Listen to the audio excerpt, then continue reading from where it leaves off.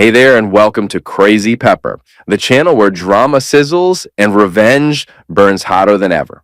If you love jaw-dropping twists, bold characters, and stories that keep you guessing till the end, you're in the right place. Subscribe and dive into gripping tales of betrayal, karma, and ultimate payback. Get ready for unforgettable moments and satisfying endings, only on Crazy Pepper. Hit that bell and let the drama begin. At a luxury party, my wife's mother handed me a name badge. It read, housekeeper. My wife laughed and said, food's for family. There was no chair for me at the table. I removed my wedding ring and set it down in front of 370 guests. They thought they'd put me in my place. They had no idea what I was about to do. The silence that followed was deafening.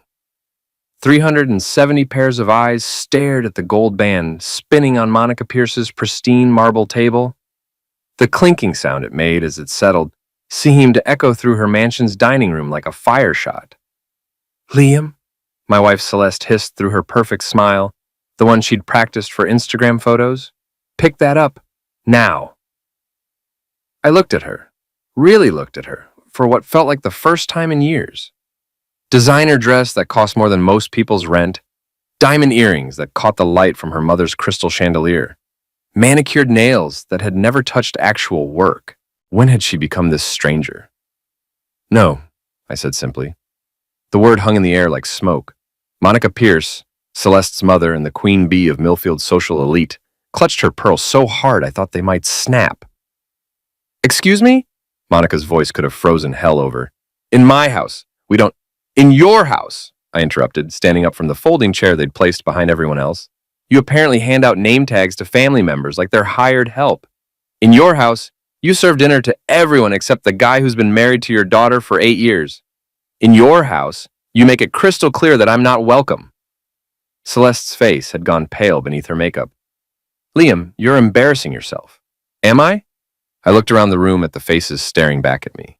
Some shocked, some uncomfortable, some like old Mrs. Henderson from the country club, clearly enjoying the drama. Because I thought the embarrassing part was when your mother handed me this. I held up the name badge. The plastic caught the light, making the word housekeeper gleam like a neon sign. It was a joke, Monica said, but her voice lacked conviction. Was it? I asked. Because the missing chair doesn't feel like a joke. The fact that everyone else got served wine while I got water doesn't feel like a joke. The way you introduced me to your friends as Celeste's little project doesn't feel like a joke. Tommy Rodriguez, my childhood friend who was working security for the party, caught my eye from across the room. He gave me the slightest nod, the kind of support that meant everything when you're standing alone against a room full of people who think your net worth determines your worth as a human being. You're being dramatic, Celeste said, but I could hear the panic creeping into her voice. This wasn't going according to her script. Am I? Then explain this. I pulled out my phone and showed her the photo I'd taken of the seating chart earlier. Everyone's name is on here except mine. Even the caterers got chairs. But somehow, there was no room for your husband. The silence stretched on. I could hear the grandfather clock in the corner ticking, counting down the seconds until my old life officially ended. Maybe, I said, picking up my wedding ring and sliding it into my pocket. It's time I stopped trying to fit into a family that clearly doesn't want me. I walked toward the exit, my footsteps echoing on Monica's imported Italian marble. Behind me, I could hear the whispers starting, the social media phones coming out, the damage control beginning. Liam, Celeste called after me, but I didn't turn around. Tommy fell into step beside me as I reached the front door. That was either the smartest thing you've ever done, he said quietly, or the stupidest.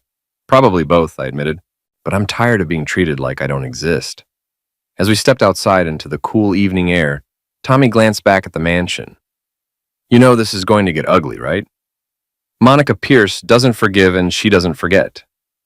I looked back at the house, at the warm lights spilling from the windows, at the life I'd just walked away from. Let it get ugly. I've been playing nice for 8 years, and where did it get me? A folding chair and a name tag. So what's the plan? Tommy asked. I smiled, and for the first time in months, it felt genuine. I'm going to remind them why they should have saved me a seat at the table. The next morning, I sat in my kitchen, our kitchen technically, though Celeste had made it clear through her decorating choices that my input wasn't welcome. drinking coffee from a mug that read World's Okayest Husband. Celeste had given it to me as a joke last Christmas. The joke wasn't funny anymore. She'd come home around midnight, long after the party ended, and gone straight to the guest bedroom without a word.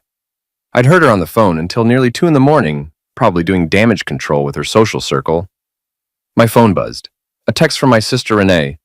Saw the video. About time you grew a spine, call me. Video? I opened Instagram and searched for Monica Pierce's account. There it was. A story posted by someone called @MillfieldSocialite with the caption, Drama at the Pierce Mansion. The video was shaky, clearly shot secretly from across the room, but you could see everything. Me standing up, holding the name badge, the wedding ring spinning on the table. It had been viewed 15,000 times in 8 hours. My phone rang. Renee, so I've been waiting for this call for 3 years, she said without preamble. When are you filing? Filing what? Divorce papers, you idiot. Please tell me you're not going to crawl back and apologize. I stared out the window at our perfectly manicured lawn, the one I maintained every weekend, while Celeste posted photos of herself relaxing in our beautiful garden, without mentioning who did the actual work. I don't know, I said honestly. 8 years is a long time to just throw away. 8 years of what? Being treated like garbage? Liam, I've watched that woman chip away at you piece by piece until there's barely anything left of my brother. Last night was the first time I've seen the real you in years. Before I could respond, I heard Celeste's heels clicking down the stairs. I have to go. Don't you dare apologize to her, Renee warned. Promise me. I promise. Celeste walked into the kitchen like she was entering a boardroom, all business and barely controlled anger. She'd already done her hair and makeup, probably for another damage control session with her mother. We need to talk, she said. Do we? I took another sip of coffee. Because last night, it seemed pretty clear that talking wasn't on the agenda. You humiliated me. You humiliated my mother in front of everyone who matters in this town. Everyone who matters? I set down my mug carefully. What about me? Do I matter? She paused, and in that pause, I saw everything I needed to know. Of course you matter, she said. But it came out like she was reading from a script. You're my husband. Am I? Because last night, I felt more like an unwelcome guest. Actually, no, unwelcome guests usually get chairs. Celeste sat down across from me, switching to what I'd come to recognize as her handling difficult clients voice. She used it at her job in HR when she had to fire people. Look, I know my mother can be difficult, but she's family, and sometimes we have to make accommodations for family. I thought I was family too. You are, but what? But I don't make enough money? But I don't have the right pedigree? But I work with my hands instead of pushing papers around an office? Her silence was answer enough. I see, I said. So when you married me, what was the plan exactly? That I'd eventually transform into someone worthy of sitting at your mother's table? That's not... You're twisting my words. Am I? Then explain the name badge, Celeste. Explain why your mother thought it was appropriate to label me as hired help at a family dinner. It was just a joke, right? You said that last night. I stood up. Here's the thing about jokes, Celeste. They're supposed to be funny. And they're supposed to be funny to everyone, not just the people telling them. I walked toward the door, then stopped. I'm going to spend the day thinking about whether this marriage is worth saving. I suggest you do the same. Where are you going? To see some people who actually seem to enjoy my company. I drove to Murphy's Garage, where I'd worked before starting my own contracting business.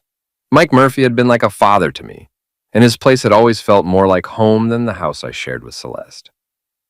Well, well, Mike said as I walked in. If it isn't Millfield's newest celebrity, saw the video, that took guts. Or stupidity. Sometimes they're the same thing. He handed me a wrench. Johnson's Camaro is making that noise again. Want to help me figure out what's wrong with it? For the next few hours, I lost myself in the familiar rhythm of diagnostic work. There was something honest about mechanical problems. They had clear causes and clear solutions. No hidden agendas, no social politics, no wondering if the carburetor respected you enough to function properly. So, Mike said as we worked, what's the plan? Everyone keeps asking me that. I don't know if there is a plan. There's always a plan. Sometimes it just takes a while to see it. He looked at me seriously. But I'll tell you this. I've known you since you were 16 years old, and last night was the first time I've seen you stand up for yourself in years. Don't let them talk you out of it. My phone buzzed. A text from a number I didn't recognize. Saw the video. We should talk. Jake Morrison. Jake Morrison, Celeste's ex-boyfriend from college, now a successful lawyer in town. We'd met a few times at social events, and he'd always been friendly enough, though I'd sensed some tension between him and Celeste.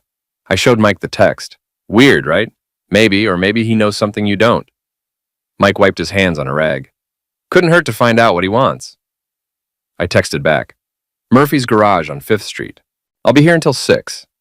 He arrived an hour later, driving a BMW that probably cost more than I made in a year. But unlike most of Celeste's crowd, he didn't seem to wear his wealth like armor. Liam, he said, extending his hand. Thanks for meeting me. What's this about, Jake? He glanced around the garage, making sure we were alone. That was quite a show last night, so I keep hearing. Good for you, it was long overdue. He leaned against the workbench. Look, I'm going to be direct, because I think you deserve to know the truth. Celeste is cheating on you. The wrench in my hand suddenly felt very heavy. What? I've seen her around town with David Chen from the tech company. Lunch dates that go on too long. Late night meetings that aren't on any business calendar. I thought you should know. David Chen. I knew the name. He was some hotshot executive who'd moved to town 6 months ago. Celeste had mentioned him a few times, always in the context of potential business opportunities. Why are you telling me this? I asked. Jake's expression darkened. Because I made the mistake of dating Celeste Pierce in college, and I know exactly what she's capable of. She's probably planning to divorce you anyway, but she'll want to do it in a way that makes her look like the sufferer. Last night's performance might have accelerated her timeline. Performance? You think that name badge was an accident? You think there wasn't a chair for you by mistake? Jake shook his head. Celeste and her mother planned that whole thing. They wanted you to react exactly the way you did, so they could paint you as unstable and unreasonable. The pieces started falling into place. The way Celeste had seemed more annoyed than surprised by my reaction. The way Monica had recovered so quickly from her shock. The way several people had their phones ready to record. They set me up, I said. They tried to, but you turned it around on them. That video makes them look like the villains, not you. Jake pulled out his phone. I took the liberty of screenshotting some of the comments before they start getting deleted. Want to see what people really think? He showed me his screen. Comment after comment supporting me, criticizing Monica and Celeste, sharing similar stories of being excluded or humiliated by the social elite. Public opinion is on your side, Jake said, for now, but Celeste is smart and she's ruthless. She'll find a way to spin this if you give her time. What do you suggest? Get ahead of the story. Find proof of the affair. Document everything. And whatever you do, don't let her convince you that last night was your fault. After Jake left, I sat in my truck in the garage parking lot staring at my phone. Part of me wanted to drive home, apologize to Celeste, and pretend none of this had happened. It would be easier, safer. But I kept thinking about that name badge, about the missing chair, about the way Celeste had laughed when her mother humiliated me. I started the truck and drove toward downtown, toward the building where Chen's company had their offices. I wasn't sure what I was looking for, but Jake was right about one thing. I needed to know the truth. I parked across from Chen's building and waited. It felt ridiculous, like something out of a bad detective movie, but I needed to see for myself. Jake's words kept echoing in my head. Lunch dates that go on too long, late-night meetings that aren't on any business calendar. At 12:30, Celeste's silver Mercedes pulled into the parking garage. My stomach dropped. She'd told me this morning she was having lunch with her book club. 20 minutes later, she emerged from the building with David Chen. He was younger than I'd expected, maybe early 30s, with the kind of confident swagger that came from never having to worry about money.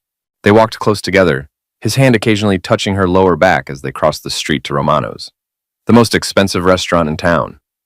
I followed at a distance, feeling like a fool but unable to stop myself. Through the restaurant's large windows, I could see them at a corner table, leaning toward each other, laughing at shared jokes. Celeste reached across the table and touched his hand. My phone buzzed. A text from Celeste. Book club running late. Don't wait up for dinner. I took a photo of them through the window, then another of her text message. Evidence, like Jake had suggested. They stayed at Romano's for 2 hours. When they finally left, Chen walked her to her car, and they stood talking for another 10 minutes. As I watched, he leaned down and kissed her. Not a friendly peck on the cheek. A real kiss, the kind that left no doubt about their relationship.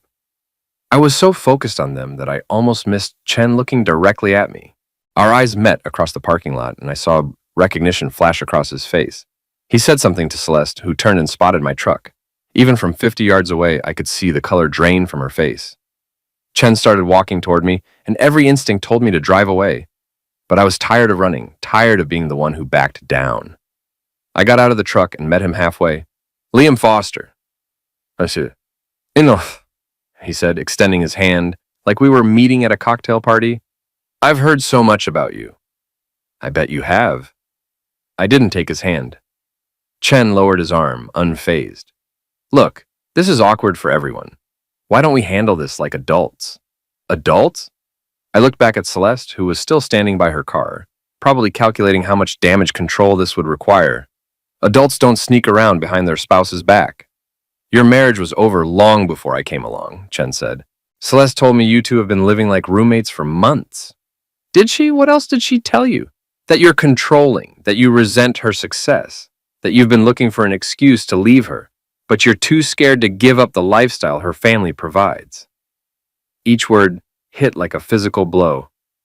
Is that what she said? Among other things. Chen's smile was cold. She also said you're not particularly bright, so I'm surprised you figured this out so quickly.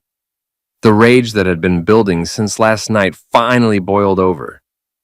I stepped closer to Chen, close enough that he had to tilt his head back to maintain eye contact.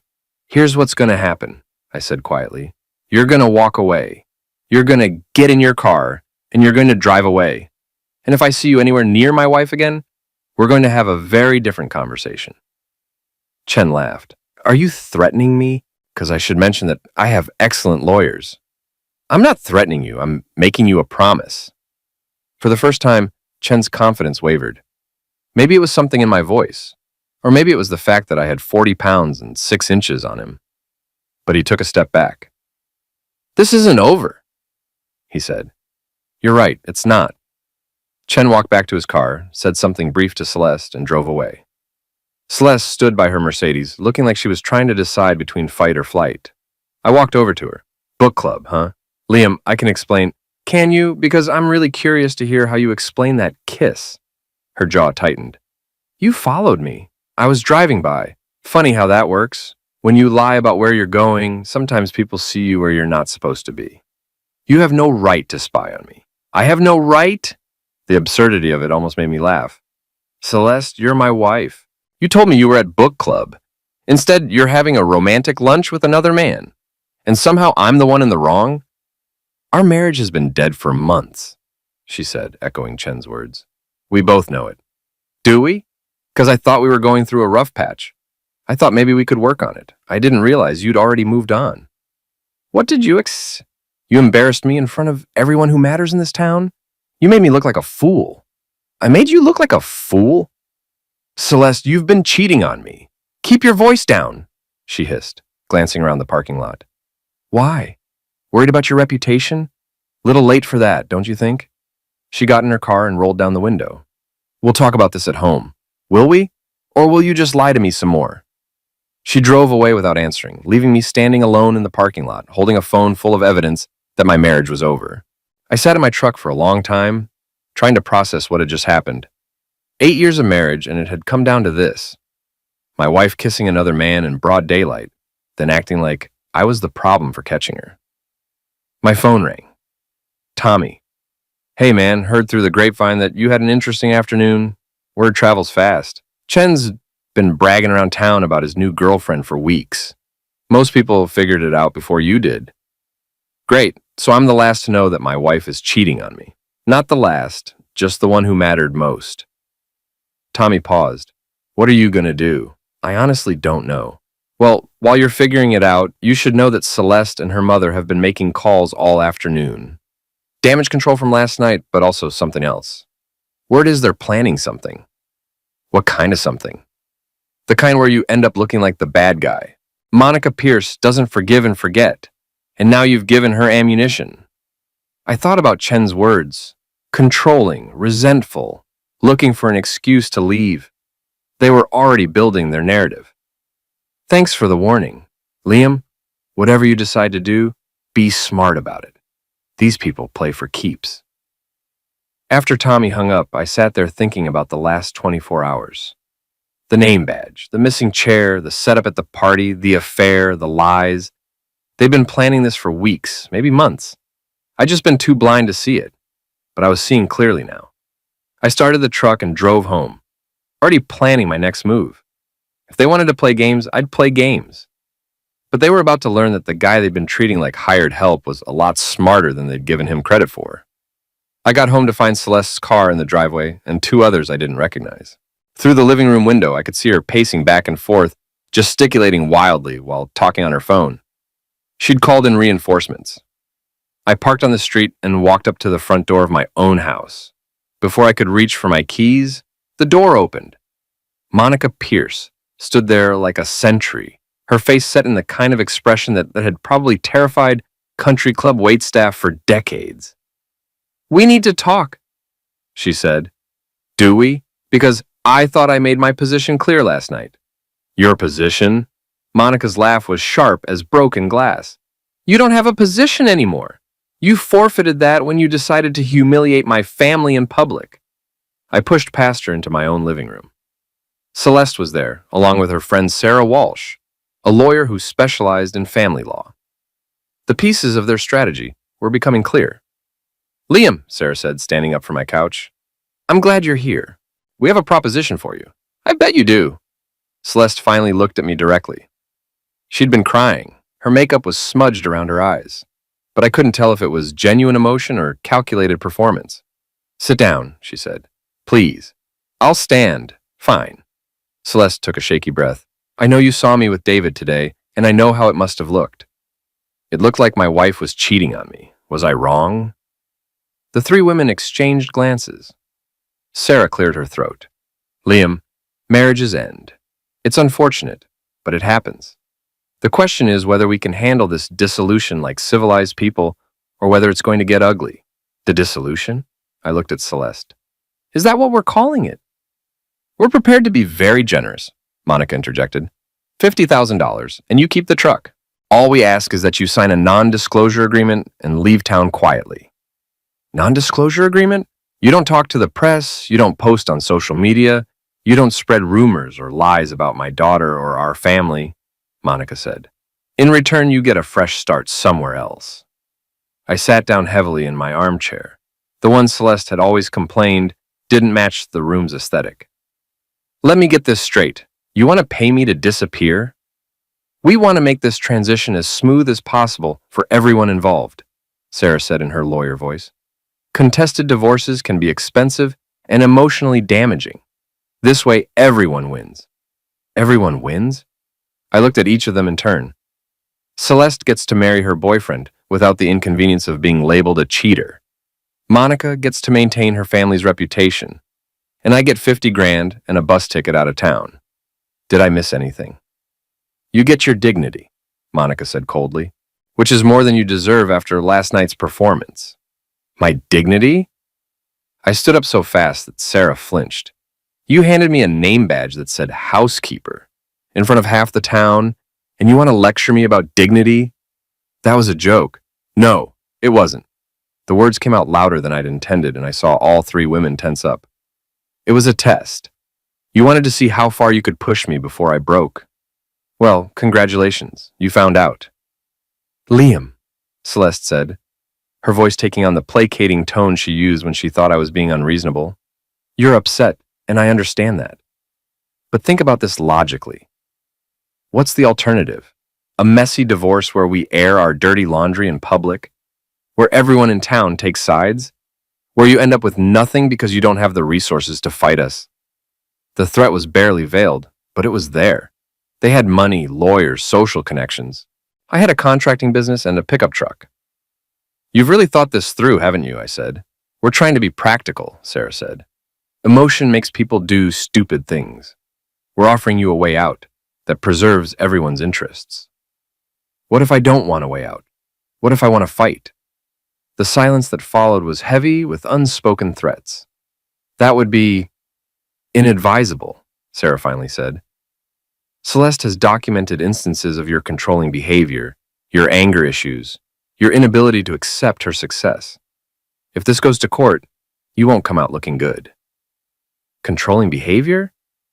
You've always resented my career, Celeste said. You've made comments about my salary, about my family's money. You've tried to isolate me from my friends.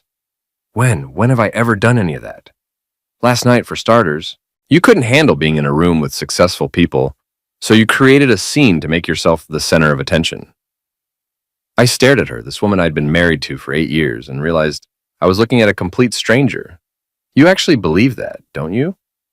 I believe you have anger management issues that have been getting worse over time, she said. I believe you followed me today like some kind of stalker. I believe you threatened David in a parking lot. I threatened him. He called me after you left. He was genuinely frightened by your behavior. Sarah pulled out a folder. We have witness statements, photographs, documentation of the incident today. If you force us to use them, we will. I looked at the folder, then at the 3 women sitting in my living room, calmly discussing how to destroy my reputation and run me out of town. You know what the funny thing is? I said. I actually came home thinking maybe we could work this out. Maybe we could go to counseling, figure out where things went wrong, try to save our marriage. It's too late for that, Monica said. Yeah, I agreed. It is. I walked on toward the door, then stopped. I'll need some time to think about your offer. How much time? Sarah asked. I'll let you know. Liam, Celeste called as I reached the door. I really am sorry it came to this. I turned back to look at her one more time. No, you're not. You're sorry you got caught. I left them in my living room and drove to the only place that had ever felt like home, Murphy's garage. Mike was still there, working late on a transmission rebuild. He looked up when I walked in, took one look at my face, and reached for a beer from the mini fridge he kept in his office. That bad? He asked, handing me the bottle. Worse. I told him everything, the affair, the confrontation, the ultimatum, the threats. Mike listened without interrupting, occasionally shaking his head or muttering under his breath. When I finished, he was quiet for a long moment. $50,000, he finally said. Yeah, that's insulting. I thought so too. I mean, really insulting. Like, they're not even trying to hide the fact that they think you're worthless. Mike, no, hear me out. You've been with Celeste for 8 years. You helped her through law school, supported her when she was starting her career, put up with her family's crap for nearly a decade. And they think 50 grand and a truck covers all that? What choice do I have? They've got lawyers, money, connections. I'm just a guy who fixes things. Mike smiled, and there was something dangerous in it. Liam, my boy, you're forgetting something important. What's that? You're a guy who fixes things. And sometimes, when something's broken beyond repair, the best thing you can do is tear it down and start over. He walked over to his desk and pulled out a business card. Remember my nephew Danny, the one who works for that private investigation firm in the city? Yeah. Give him a call. Tell him what you told me. See what he can dig up on your wife and her boyfriend. Mike, I can't afford a private investigator. You can't afford not to hire one. Trust me on this. People like Monica Pierce always have secrets. The trick is finding them before they bury you with yours. I looked at the business card. What if there's nothing to find? Then you take their money and start over somewhere else. But if there is something, Mike's smile widened. Well, let's just say $50,000 might start looking like pocket change. Danny Murphy turned out to be nothing like his uncle. Where Mike was rough around the edges and straightforward, Danny was polished and careful. The kind of guy who wore suits to coffee meetings and spoke in measured sentences that revealed nothing. We met at a diner outside of town, away from the social circles where everyone knew everyone else's business. Danny listened to my story while taking notes in a leather portfolio, occasionally asking questions that made me realize how much I didn't know about my own wife's life. How much access do you have to financial records? He asked. Joint checking account, but Celeste handles most of the finances. She has her own accounts for her business expenses. Social media passwords. She changed them all about 6 months ago. Said it was for security. Danny made another note. What about her schedule? Does she keep a calendar you can access? She uses her phone for everything. I used to know her calendar by heart, but lately... I trailed off, realizing how much distance had grown between us without my noticing. Okay, here's what I can do for you, Danny said. Basic background checks on Chen and your wife, financial investigation, surveillance if needed. My rate is $200 a day plus expenses. I did the math quickly. How long do you think this will take? Depends what we find. Could be a week, could be a month, but based on what you've told me, I'd say we'll know something within a few days. I thought about my savings account, about the money I'd been setting aside for a new truck. Do it. One more thing, Danny said as we shook hands. Don't change your behavior at home. Don't let them know you're investigating. Can you do that? I think so. You have to know so. If they suspect you're digging, they'll cover their tracks. We might only get one shot at this. I drove home with Danny's words echoing in my head. Act normal. Pretend everything was fine. Pretend I hadn't spent the afternoon hiring someone to investigate my own wife. Celeste's car was in the driveway, but the house was dark except for the light in our bedroom. I found her in bed, reading on her tablet, looking like the picture of domestic tranquility. "How was your evening?" she asked without looking up. "Fine, went to see Mike. How is he?" "Good." I sat on the edge of the bed to take off my shoes. "Listen, about earlier, about your offer." Now she looked at me and I could see the calculation in her eyes. "And?" "I need some time to think about it. This is a big decision." "Of course. Take all the time you need." Her relief was palpable. "I'm glad you're being reasonable about this." Reasonable, as if agreeing to be bought off and run out of town was the height of rationality. "I was thinking," I said carefully, "maybe we could try to keep things civil until I decide. No more lawyers, no more ultimatums, just try to be decent to each other." Celeste set down her tablet. "I'd like that. I really would. Despite everything, I don't want this to get ugly." "Me neither." She smiled, and for a moment, I could see the woman I'd fallen in love with 8 years ago, before the money and the social climbing and the gradual transformation into someone I barely recognized. "Good night, Liam." "Good night." I went to the guest bedroom where I'd been sleeping since the confrontation. As I lay there in the dark, I wondered if I was making a mistake. Maybe I should just take their money and leave, start over somewhere else, find someone who actually wanted to be married to me. But every time I closed my eyes, I saw that name badge. Housekeeper. The casual cruelty of it. The assumption that I would just take it and say nothing. No, I was done being reasonable. Danny called me the next afternoon while I was working on a kitchen renovation across town. "We need to meet," he said. "I found something." An hour later, we were back at the diner, but this time Danny's expression was grim. "Your wife is in trouble," he said without preamble. "Big trouble." He slid a folder across the table. Inside were bank statements, photographs, and what looked like legal documents. "David Chen isn't just her boyfriend," Danny continued. "He's her business partner. They've been funneling money through her HR consulting business for the past 6 months." "What kind of money?" "The kind that comes from companies that don't exist. Shell corporations, fake contracts, inflated invoices. It's a sophisticated operation." I stared at the documents, trying to make sense of what I was seeing. "How much money are we talking about?" "So far, about $2 million. The number hit me like a physical blow. $2 million? And that's just what I could track in 2 days. There's probably more. Danny leaned forward. "Liam, your wife isn't just cheating on you.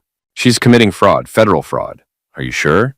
"I'm sure enough that I'd recommend you distance yourself from her finances immediately. If this comes out, when this comes out, you don't want to be anywhere near it." I thought about the joint checking account, about the taxes we'd filed together, about 8 years of shared financial responsibility. Could I be charged as an accomplice? Possibly. Depends how much the authorities think you knew. But if you can prove you were kept in the dark... Danny tapped the folder. "This might actually work in your favor." "How?" "Think about it. Your wife and her boyfriend are stealing money, probably planning to run off together. They need you out of the picture, but they also need you to stay quiet about what you might have seen. Hence the generous divorce settlement and the non-disclosure agreement." The pieces started falling into place. They're not trying to get rid of me because I embarrassed them at a party. They're trying to get rid of you because you're a liability. If you stick around and start asking questions about money, Danny shrugged, they can't afford that. What do I do? That's up to you. You could take this to the FBI and let them handle it. Your wife and Chen would probably go to prison and you'd be clear of any wrongdoing. Or, Danny's smile was sharp, or you could use this information to your advantage. Turn the tables. Make them the ones who need to negotiate. I stared at the folder, at the evidence of my wife's crimes laid out in black and white. 2 days ago, I'd been worried about saving my marriage. Now I was looking at proof that the woman I'd married was a criminal. How long do I have before this comes out on its own? Hard to say. Could be weeks, could be months. But eventually, someone's going to notice the missing money. When that happens, your wife and Chen are going to need a scapegoat. And that would be me. That would be you. I closed the folder and slid it back to Danny. Keep digging. I want to know everything. How long this has been going on, how much money we're talking about, who else might be involved. What are you planning to do? I thought about Celeste in bed last night, talking about keeping things civil, about not wanting things to get ugly. All while sitting on evidence that could send her to federal prison. I'm going to give her exactly what she deserves. 3 days later, I had everything I needed. Danny had been thorough. Bank records, email communications, photographs of Chen and Celeste, meeting with their co-conspirators, even recordings of phone conversations discussing how to hide the money trail. It was enough evidence to put them away for years. But I wasn't ready to call the FBI yet. I had a better idea. I called Sarah Walsh, Celeste's lawyer friend, and arranged a meeting for that evening. I've made my decision about the settlement, I told her. I want to discuss terms. She sounded surprised but pleased. I think you're making the right choice, Liam. This will be better for everyone. The meeting was set for 7 o'clock at our house. Celeste, Monica, and Sarah would be there to finalize the details. I spent the afternoon preparing, setting up a small recording device in the living room, and making copies of all of Danny's evidence. At 6:30, I called Tommy. Remember how you said these people play for keeps? Yeah. Well, it's my turn to play. Tommy arrived just as the women were pulling into the driveway. I'd asked him to come as a witness, but also as insurance. If things went badly, I wanted someone there who could back up my version of events. Liam, Celeste said as she walked into the living room, I'm so glad you've decided to be reasonable about this. Oh, I'm being very reasonable, I said. Please, sit down, all of you. They arranged themselves on the couch like they were posing for a family photo. Monica in the center, radiating authority, Sarah with her legal pad ready, Celeste looking relieved that this ordeal was almost over. So, Sarah said, I've drawn up the papers. $50,000, you keep the truck, and you sign the non-disclosure agreement. Are you ready to proceed? Actually, I said, I've been thinking. 50,000 seems low. Monica's eyes narrowed. We've been generous enough. Have you? Because I've been doing some math, and I think my silence might be worth more than you originally calculated. Your silence about what? Celeste asked, but I could hear the nervousness creeping into her voice. I pulled out the folder Danny had given me and set it on the coffee table. About this. The color drained from Celeste's face. Sarah leaned forward to look at the documents, and I saw her expression change as she realized what she was seeing. Where did you get these? Celeste whispered. Does it matter? The question is, what are we going to do about it? Monica grabbed the folder and started flipping through the pages. This is fraud, I said helpfully. Federal fraud, to be specific. About $2 million worth, from what I can tell. Sarah stood up abruptly. I need to leave right now. Sit down, Sarah, I said calmly. You're not involved in this part, so you're not in any trouble. But if you leave now, you'll miss the best part. She sat back down, but I could see her calculating how quickly she could distance herself from her clients. What do you want? Monica asked. Well, that's the interesting thing, I said. A few days ago, you offered me $50,000 to disappear quietly. But that was when you thought I was just an embarrassing husband who didn't know his place. Now that I know about your daughter's little business venture with David Chen, I think we need to renegotiate. You can't prove anything, Celeste said, but her voice lacked conviction. Can't I? I pulled out my phone and played a recording of her and Chen discussing how to hide money in offshore accounts. The sound quality was excellent. Danny had earned every penny of his fee. That's illegal, Monica snapped. You can't record people without their consent.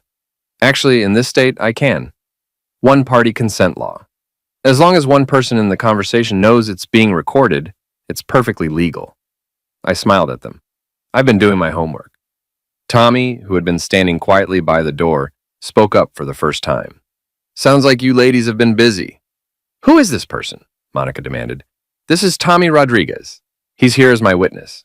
I wanted to make sure there was no confusion about what was said in this room tonight. Sarah was frantically taking notes, probably trying to figure out how to protect herself legally. Liam, what exactly are you proposing? I'm proposing that we revise our arrangement. Instead of $50,000 for my silence, I want $500,000. And instead of leaving town, I think I'll stick around. This is my home, after all. 500,000? Monica's voice was shrill. That's extortion. No, that's negotiation. Extortion would be if I threatened to go to the FBI unless you paid me. I'm simply adjusting the price of my non-disclosure agreement based on new information. We don't have that kind of money, Celeste said. Really? Because according to these bank records, you've got about $2 million stashed away in various accounts. I think you can spare $500,000 to keep your husband quiet. The three women looked at each other, and I could see them trying to figure out their options. They could refuse to pay, but then I'd go to the authorities. They could try to claim I was extorting them, but they'd have to explain why they were willing to pay for my silence in the first place. And if we agree to this, Sarah said carefully, what guarantee do we have that you won't come back for more? You don't, I said simply.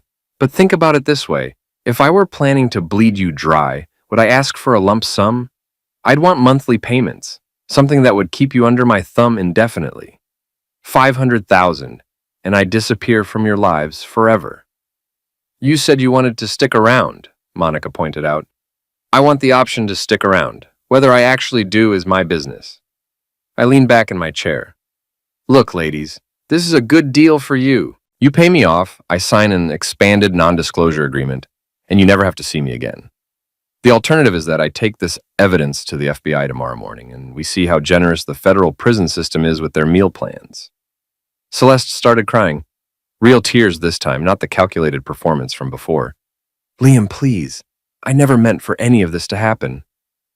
Which part? The cheating, the fraud, or the part where you tried to have me declared mentally unstable so you could steal everything I own? I was going to pay you back. The money, I mean. It was just temporary. Temporary fraud, that's a new one. I looked at Tommy. Did you know fraud could be temporary? Learn something new every day, Tommy said. Sarah cleared her throat. Assuming we were to agree to these terms, how would the payment be structured? Cashier's check tomorrow morning. $500,000, and I sign whatever non-disclosure agreement you want, within reason. And the evidence? Gets turned over to you, and all of it. Copies, recordings, everything. Monica had been silent during this exchange, but now she spoke up. How do we know you haven't made other copies? You don't. But ask yourself this. If I wanted to destroy you, wouldn't it be easier to just go to the FBI? Why would I bother with this elaborate negotiation if I was planning to double-cross you later? They huddled together, whispering furiously. I could catch fragments of their conversation. No choice. Federal prison. Cut our losses. Finally, Sarah turned back to me. We need 24 hours to arrange the funds. You have 12 hours. The bank opens at 9 tomorrow morning. I want the cashier's check by 10. That's impossible. Then I guess we don't have a deal. I started to reach for the folder. Wait, Monica said quickly.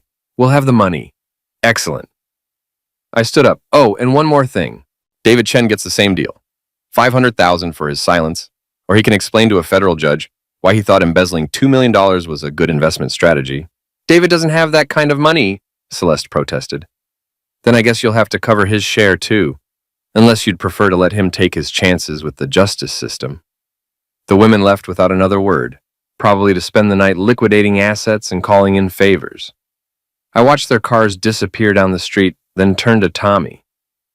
Think they'll pay? Oh, they'll pay, Tommy said. Question is, what are you really going to do with that evidence? I smiled and pulled out my phone. Call the FBI, of course, right after I deposit their check. I thought you were giving them your word. I'm giving them exactly what they gave me. A promise that's worthless the moment it becomes inconvenient. I looked at the folder full of evidence. They want to play games? Let's see how they like the rules when someone else is making them. The next morning, I was waiting outside First National Bank when they opened at 9. By 9:15, I had a cashier's check for $1 million, $500,000 from Celeste's accounts, and $500,000 that Monica had apparently pulled from her own assets to cover Chen's share. They'd met me in the bank parking lot, all three women looking like they'd aged years overnight. Sarah handed me the check with shaking hands. The money's all there, she said. Now we need your signature on the non-disclosure agreement. I looked at the document she'd prepared. It was thorough. I agreed never to discuss Celeste's business dealings, never to contact the authorities about any alleged financial improprieties, never to speak to the media about our marriage or divorce. In return, I got the money and my freedom. This looks good, I said, signing with a flourish. Pleasure doing business with you. Celeste couldn't even look at me. The evidence? I handed over the folder along with a flash drive containing all of Danny's digital files. Everything's there. Copies, recordings, the works. All of it? Monica pressed. Every last bit. They left without saying goodbye, probably to start the process of covering their tracks and figuring out how to explain the missing money to their co-conspirators. I watched them drive away, then walked into the bank to deposit the check. At 10:30, I called Special Agent Rebecca Martinez at the FBI's Financial Crimes Division. Agent Martinez, my name is Liam Foster, and I have information about a multi-million-dollar fraud scheme operating in my area. What kind of information, Mr. Foster? The kind that comes with recordings, bank records, and a signed confession from one of the perpetrators. There was a pause. Where did you get this evidence? That's a complicated story. How about I come in and explain it in person? 2 hours later, I was sitting in a federal building downtown, telling my story to Agent Martinez in a room full of investigators. I'd brought copies of everything. Danny had been smart enough to make backups of all his files before turning over the originals. Let me make sure I understand this, Agent Martinez said. Your wife and her boyfriend have been embezzling money through fake business contracts. When you discovered this, they tried to pay you to keep quiet. You took their money, signed a non-disclosure agreement, and then immediately came to us? That's about the size of it. Mr. Foster, you realize that taking money in exchange for not reporting a crime could be construed as extortion? Could be, but since I'm here reporting the crime anyway, I'd say it's more like accepting payment for services rendered. I provided them with a false sense of security, which gave you time to build your case without them destroying evidence. One of the other investigators, a younger man who'd been taking notes throughout my story, looked up. What services?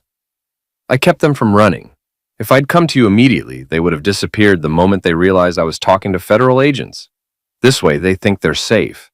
They're probably back home right now, planning their next move, completely unaware that their entire operation is about to come crashing down. Agent Martinez smiled for the first time since I'd arrived. That's actually pretty clever. I have my moments. What about the non-disclosure agreement you signed? What about it? I agreed not to discuss my wife's business dealings. I never agreed not to report criminal activity to federal authorities. Besides, contracts that require illegal activity, like concealing federal crimes, aren't enforceable anyway. The young investigator was grinning now. This guy's good. I've had a lot of time to think about this, I admitted. Agent Martinez leaned back in her chair. Mr. Foster, I have to ask, what's your real motivation here? Is this about justice or is this about revenge? I thought about that question for a long moment. 6 months ago, I would have said justice.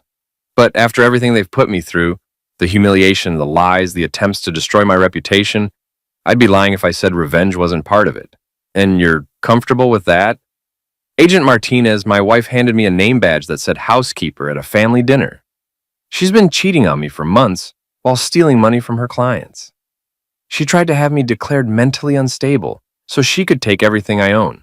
At this point, I'm very comfortable with whatever happens to her. The investigation moved quickly after that.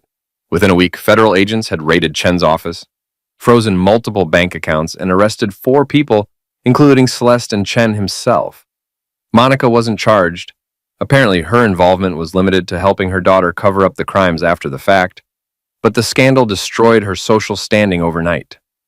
The local newspaper ran the story on the front page, "Local businesswoman charged in million-dollar fraud scheme." The accompanying photo showed Celeste being led away in handcuffs, her perfect hair disheveled and her designer suit wrinkled. I was mentioned in the article as the whistleblower whose evidence led to the arrests. But my name was kept out of most of the coverage at the FBI's request. They wanted to protect their source, they said, though I suspected they were also trying to avoid questions about why I'd been paid $1 million by the people I was reporting. Tommy found me at Murphy's garage the day after the arrests, holding a copy of the newspaper and grinning from ear to ear. "You magnificent fool," he said. "You actually did it." "Did what?" "Destroyed them. Completely and utterly destroyed them."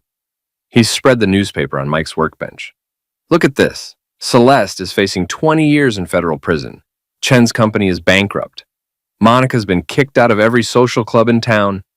They went from the top of the food chain to the bottom in less than a week. Mike looked up from the engine he was rebuilding. What are you going to do with all that money? I've been thinking about that, I said. I might buy a house somewhere else. Start over fresh. Or maybe I'll stick around and open my own garage. This town could use some competition for the high-end auto repair market. You could buy this place, Mike said. I've been thinking about retiring anyway. The idea had appeal. Murphy's Garage had been like a second home to me for years. Owning it, running it my way, would be a kind of poetic justice. We'll talk, I said. Tommy folded up the newspaper. So what happens now? Do you testify at their trial? Probably. The prosecutor says it should be pretty straightforward. The evidence is overwhelming, and Chen's already talking about a plea deal.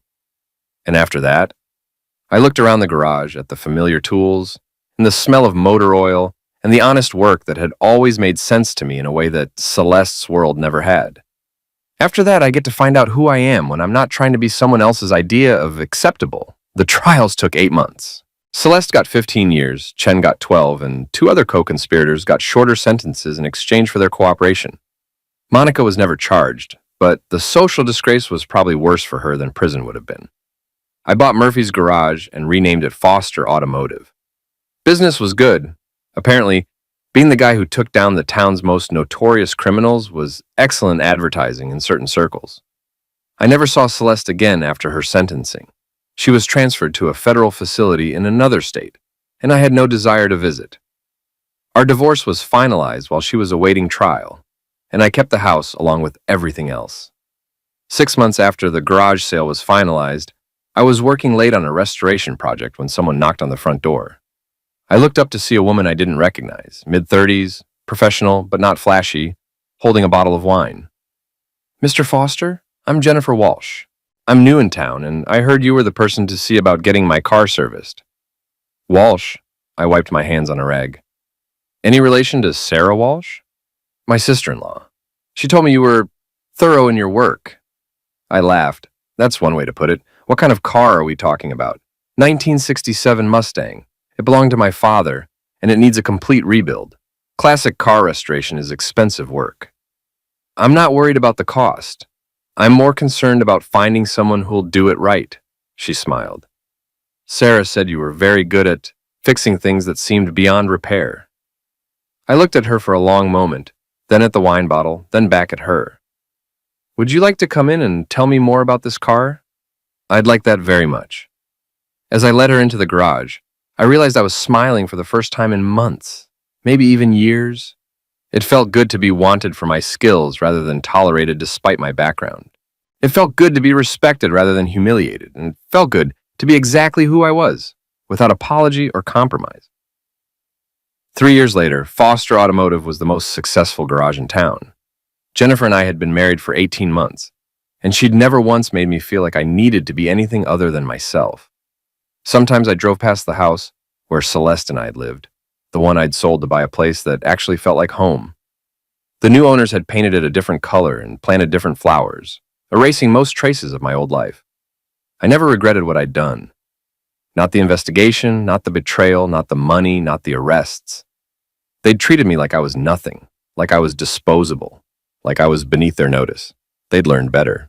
And every time I deposited the day's receipts at the bank, every time a customer shook my hand and thanked me for honest work at a fair price, every time Jennifer looked at me like I was exactly the man she wanted to come home to, I remembered that moment in Monica Pierce's dining room when I'd set down my wedding ring and walked away from people who thought they could define my worth. I'd shown them what I was worth, and it was a lot more than $50,000 and a one-way ticket out of town. It was everything they'd lost, and everything I'd gained. 7시 한 10분 뒤에 나갈게요. 10분 뒤에. 유린기랑 스낵랩 할 거예요. 은전이 어서 오세요. 리리. 스낵랩 할 건데 재료 꺼내 놓을까? 이거 잠깐 재료 좀 꺼내 놓을게. 아유. 날씨가 추우니까 유린기 싹가능이지. 유린기 싹가능. 야.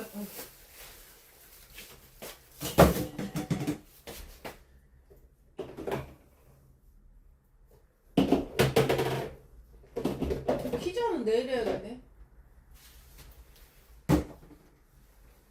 잠깐만요.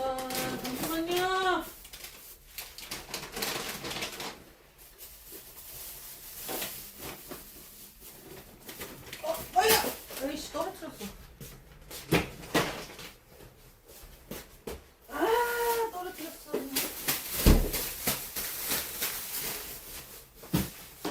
재료를 하고 기름이 있어야 된다고?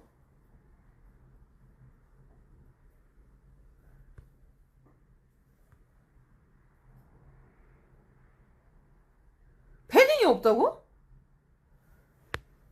나 이거 패딩 한 10년 넘은 건데?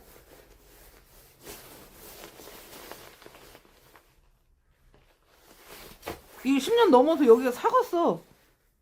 이거 봐. 나 이렇게 뜯어진 거 처음 봤어, 올해. 이거 좀 많으면 이거 떨어져, 이렇게.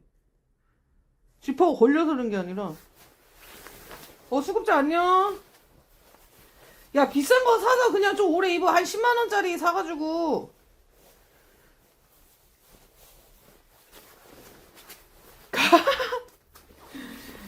이거 뭐야, 여기 지퍼도 이렇게 된 거야, 이렇게. 뜯어진 거야. 그 잠그지를 못해.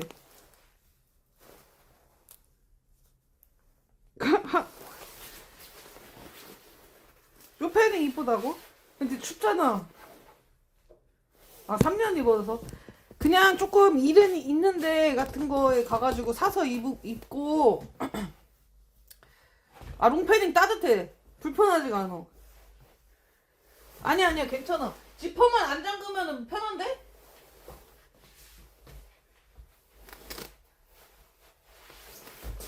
에?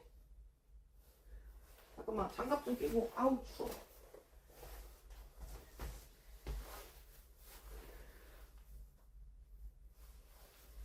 아유, 밥 달라고 해주면 요리? 이거 여기 이제 어차피 찍찍이가 있으니까 여기 고장났으니까 찍찍이로 잠그는 거지. 이렇게. 그러면은 이게 되는 거지. 팔보채?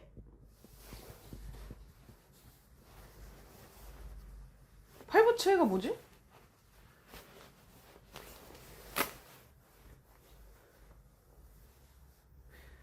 자크? 이거 저기 수리 안 될걸요? 아마?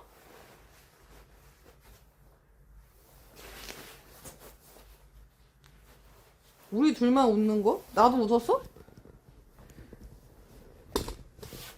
요건 몇 시야, 몇 시? 시간 몇 시입니까? 몇 시예요, 몇 시? 그래, 10분 더 있다가 가야겠다. 걸어가는데 어제 일찍 도착해가지고 괜히 일하시는 분 부담 주면 안 되니까. 눕다가 가자고? 근데 옷 뭐 굳이 살 필요가 있나? 뭐 누구 만나는 사람도 없고 나갈 일은 뭐 없으니까 그냥 이거 입는 거지 뭐. 알뜰하다고 하기에는. 그래, 뭐 지금 쓰는 폰? 저 예전에 5년 쓰고선 이게 아빠가 이거 핸드폰 줘가지고 이거 플립 쓰는 거거든요. 이거는 근데 진짜 바꿔야 될 것 같아. 플립은 바꿔야 되거든.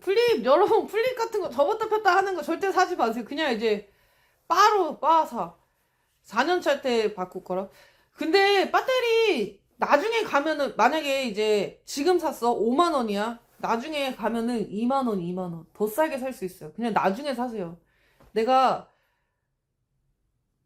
센터 그냥 2만 원에 사면 되지. 내가 예전에 핸드폰 한 진짜 5년 넘게 썼을 때 5년 넘었구나.